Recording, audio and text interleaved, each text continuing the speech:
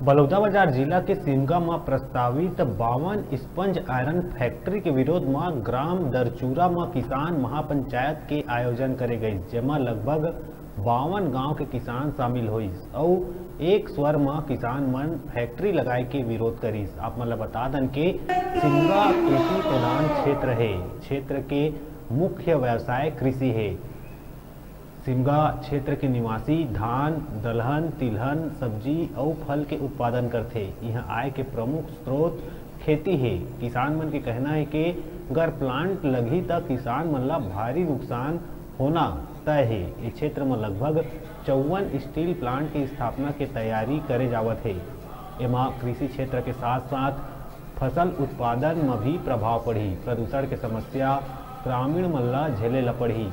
आसपास के गांव उद्योग लगाए ले कृषि कार्य में प्लांट ले निकले धुआं, वेस्ट वाटर और अपशिष्ट पदार्थ ले कृषि कार्य के साथ साथ आम जन जीवन प्रभावित हुई। इस संबंध में सिमगा ब्लॉक के जनप्रतिनिधि और किसान उक्त संबंध राय जाने पर एकजुट होकर पर्यावरण और खेती के हित के दृष्टिकोण ले महापंचायत कर एक स्वर में विरोध करत है।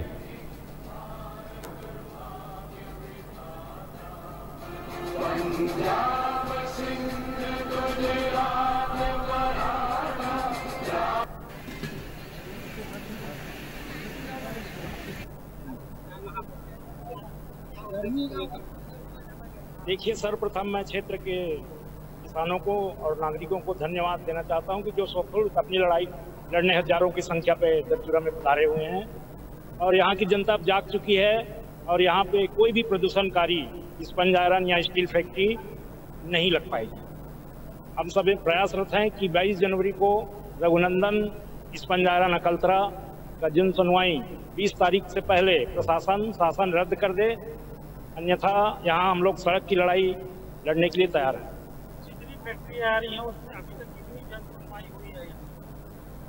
फिलहाल तो ये पहला जन सुनवाई के रूप में देखा जा रहा है। इसके साल भर पहले मोहरा में हुआ था, तो उसका क्या विरोध हुआ था?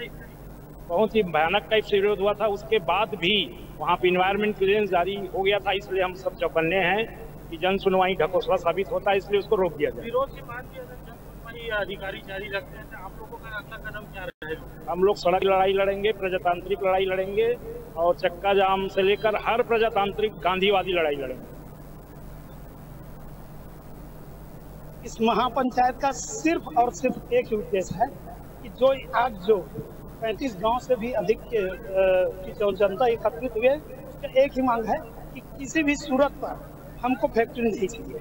हम अपनी जमीन को अपने स्वास्थ्य के साथ खिलवाड़ करके, अपने गांव को बर्बाद करके हम किसी भी प्रकार से विकास नहीं चाहते और किसी भी हालत में ये फैक्ट्री न लगे, इसके लिए आज सभी गांव के लोग एकत्रित हैं और हम लोग सर्वदलीय मंच के लोग ये वचनबद्ध हैं। जिस प्रकार के जिस स्तर की लड़ाई लड़नी होगी हम सब मिलकर लड़ेंगे और हमारा सर्वदलीय मंच एक है।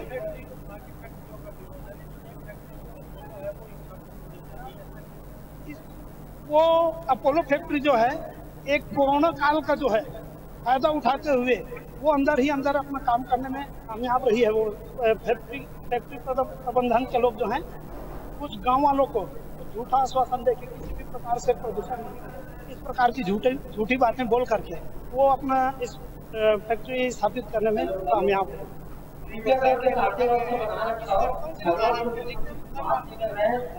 अब सबसे बड़ी बात यह है, सरपंच सिर्फ है यहाँ इस गांव के जो ऑर्गेनाइजर है ना हमारे लखन भैया, और उन्होंने भरपूर सहयोग दिया है हमको। और किसी भी प्रकार से हम साफ कहना है कि जनता अगर नहीं चाहेगी तो फैक्ट्री का खुलना मुश्किल है, इसलिए हम जनता के साथ में रहेंगे, न कि किसी नेता और पंच सरपंच।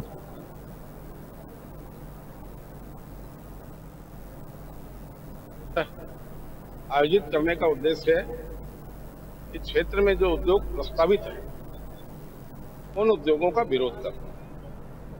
निश्चित रूप से स्पंज आयरन के उद्योग यहाँ प्रस्तावित किए गए हैं और उससे क्षेत्र का पर्यावरण खराब होगा, लोगों की खेती बर्बाद होगी। इसके लिए किसानों ने अपनी महापंचायत की है। मैं क्षेत्र का जनप्रतिनिधि होने के नाते किसानों की इस मांग में उनके साथ हूँ। सर्वदलीय मंच और किसान एकता मंच ने जो आयोजन किया है मैं उनके साथ हूँ।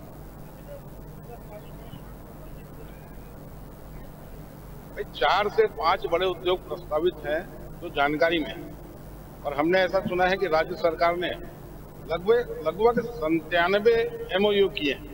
अब उस 97 में सिमगा ब्लॉक में कितना प्रस्तावित है उसकी डिटेल जानकारी नहीं है।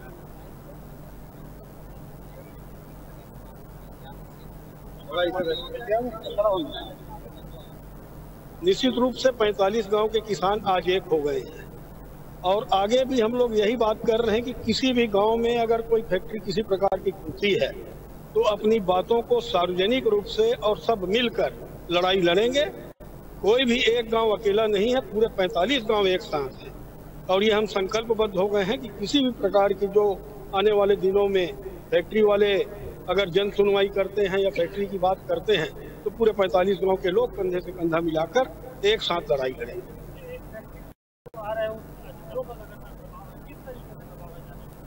भाई अधिकारी अपने ऊपर के उच्चाधिकारियों के अंडर में है, सरकार का दबाव रहता है, बोल रहे हैं। अभी बीच में SDM साहब के बारे में हमने शिकायत की थी कलेक्टर महोदय से। कलेक्टर साहब ने हमारी शिकायत को संज्ञान में लिया और SDM साहब का तुरंत तबादला।